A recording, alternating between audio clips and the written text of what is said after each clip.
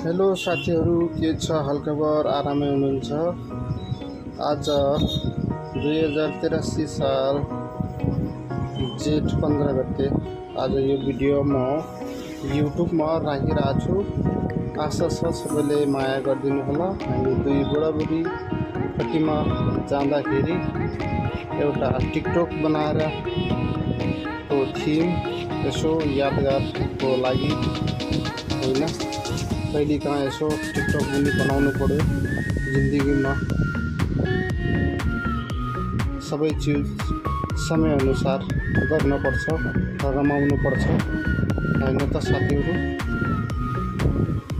के छ कस्तो छ भन्नु होला। अनि छोरीसँग पनि पसलमा बस्दाखेरि सानो टिकटक बनाऊँ पापा भनेर छोरीको रिक्वेस्ट पापाले नमान्ने कुरै भएन, त्यही भएर बनाएको छु। आशा छ सबैले